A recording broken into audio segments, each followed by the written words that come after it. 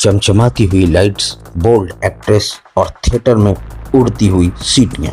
B grade cinema की इन हीरोइनों को देखकर अक्सर लोगों को लगता था कि इन्हें सिर्फ पैसों और शोहरत की भूख है, लेकिन इन फटे हुए पोस्टर्स के पीछे छुपा था एक ऐसा दर्द जिसे सुनने की हिम्मत हर किसी में नहीं हो। समझ रहे हो ना?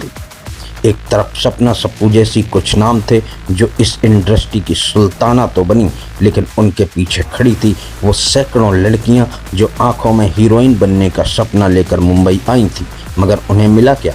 धोखेबाज डायरेक्टर, जबरदस्ती थोपे गए बोल्ड सीन्स और एक ऐसा दलदल जिससे बाहर निकलने का कोई रास्ता नहीं था। रात की है, क्या पैसा भी मिलेगा और गांव जाने का गाड़ी का टिकट भी।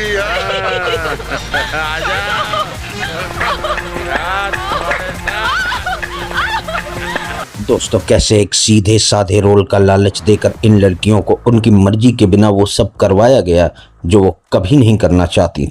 कौन है ये लोग? कहां से आते हैं? कैसे सिर्फ चंद पैसों के लिए इनका पूरा कैरियर और जिंदगी दांव पर लगा दी गई। आज बॉलीवुड ड्रामा पर हम सिर्फ स्टारडम की बात नहीं करेंगे, बल्कि पर्दे पर उतारेंगे 90 के बी ग्रेड सिनेमा के उन सबसे काले सच से जिससे कई मासूम जिंदगियों को निगल लिया। वीडियो को आखिरी तक देखिएगा, क्योंकि आज बात होगी उस दर्द की जिसे सिनेमा ने छुपाया आखिरी सांस तक, मरते दम तक।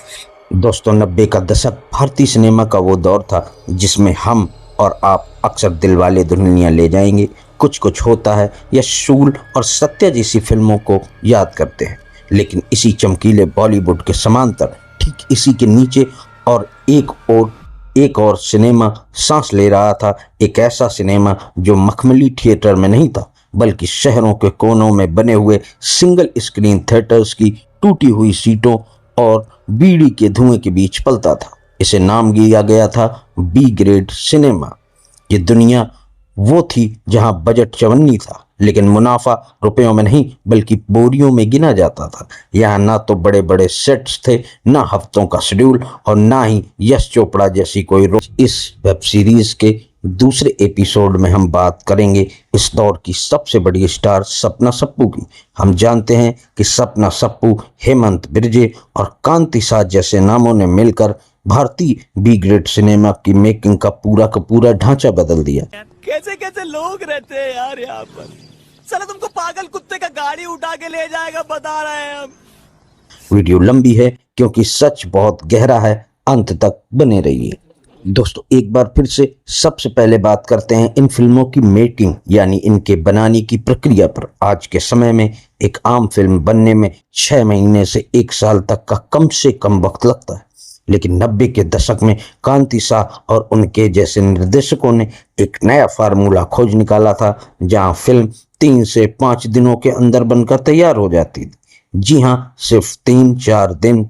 इस मेकिंग का पूरा खेल 3 स्तंभों पर टिका था। पहला, एक बिकने वाला नाम, दूसरा अंधाधुंध ग्लैमर और एक्सपोजर, और तीसरा सस्ता प्रोडक्शन। इन फिल्मों की शूटिंग के लिए किसी स्टूडियो की जरूरत नहीं थी। मुंबई या उसके आसपास के किसी पुराने फार्म हाउस, खंडर या किसी छोटे से गोदाम को किराए पर लिया जाता था। उसी एक लोकेशन पर फिल्म का हीरो भी रहता था, वहीं विलन का अड्डा बनता था और वहीं सारे बोल्ड सीन भी शूट होते थे। मेकर्स का पूरा ध्यान फिल्म की कहानी पर नहीं बल्कि सेंसेशन पर होता था।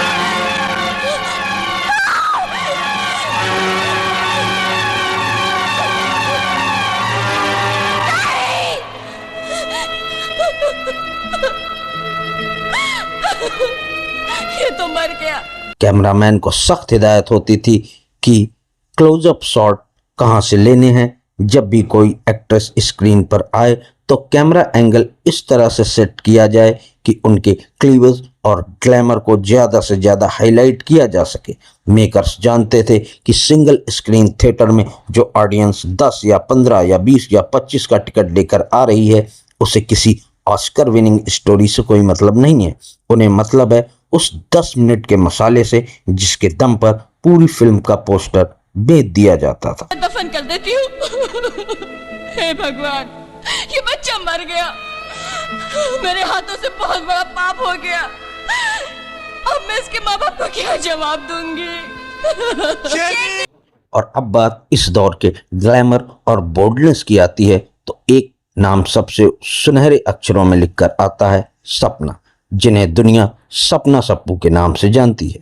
मिथुन चक्रवर्ती की फिल्म गुंडा से शुरुआत करने वाली सपना ने बहुत जल्द यह समझ लिया था कि मैंने सपना की फिल्मों की मेकिंग का तरीका बेहद दिलचस्प था और अजीब भी था।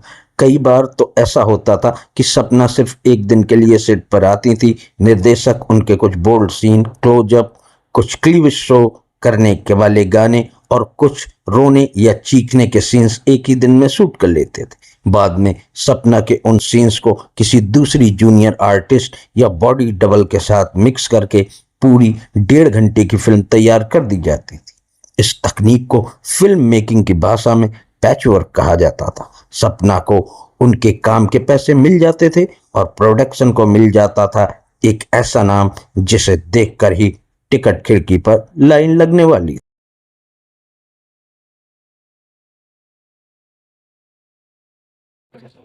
दोस्तों, इस इंडस्ट्री में सिर्फ हीरोइनें ही नहीं बल्कि कुछ ऐसे एक्टर्स भी थे जो कभी मेन स्ट्रीम सिनेमा का बड़ा हिस्सा थे लेकिन बाद में यहां आकर सिमट गए। इनमें एक बड़ा नाम है हेमंत बिरजे। कभी टार्जन जैसी ब्लॉकबस्टर फिल्म से हॉलीवुड में कदम रखने वाले हेमंत बिरजे की मस्कुलर बॉडी और उनकी रफ ड्रेमेज को इन ब्रिगेड मेकर्स ने अपने फायदे के लिए इस्तेमाल करना शुरू किया। वो फिल्मों में एक एंग्री मैन या एक विलेन हीरो के रूप में पेश किया जाता था जिसके इर्द गिर्द पूरी फिल्म का एक्शन और वायलेंस घूमता था। लेकिन अब बात करते हैं उस सबसे कड़वे और डार्क सच की जिसके बिना 90 की किसी भी हिंदी ब्रिगेड फिल्म की मेकिंग पूरी नहीं हो सकती थी। वो था द रेप सीन फार्मूला। यह सुनना और सोचना भले ही आज हमें विचलित कर देता है लेकिन उस दौर के मेकर्स जैसे कांति शाह के लिए यह एक पक्का बिजनेस टूल था। इन फिल्मों के स्क्रिप्टिंग के वक्त यह तय कर लिया जाता था कि फिल्म के इंटरवल से पहले और इंटरवल के बाद एक बड़ा रेप सीन डाला जाएगा। इसकी मेकिंग के पीछे की क्रूरता यह थी कि मेकर्स को इसमें वल्गैरिटी और वायलेंस का एक ऐसा कॉकटेल बनाना होता था जो दर्शकों के अंदर एक अजीब सा सेंसेशन पैदा कर दे।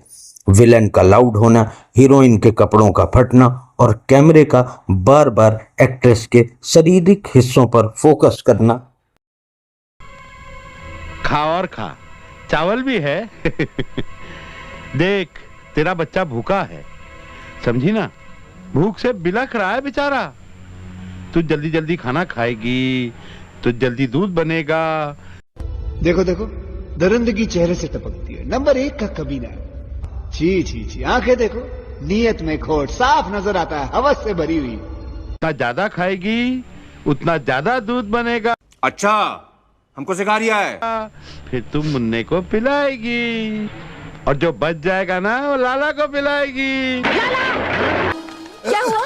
क्या हुआ? बहन डर गई, बहन डर गई, बहन डर गई। यह सब एक सोची समझी स्क्रिप्ट के तहत होता था। कई बार तो मेन स्ट्रीम फिल्मों के फ्लॉप सीन्स या पुरानी फिल्मों के ऐसे ही सीन्स को री एडिट करके इन फिल्मों में जबरन ठूंस दिया जाता था ताकि सेंसर बोर्ड की नज़रों से बचाते हुए ज़्यादा से ज़्यादा सनसनी फैलाई जा सके। दोस्तों, इन कम बजट की फिल्मों से लोगों ने अपनी जेबें बहुत ज़्यादा भरी। सन 2000 में आई डिजिटल क्रांति ने उस फिजिकल मार्केट को ख़त्म कर दिया जो इन फिल्मों को जिंदा रखती थी। आज जब हम मुड़कर 90 के दशक के उस सिनेमा को देखते हैं तो हमें समझ आता है कि वो सिर्फ कुछ खराब फिल्में नहीं थी।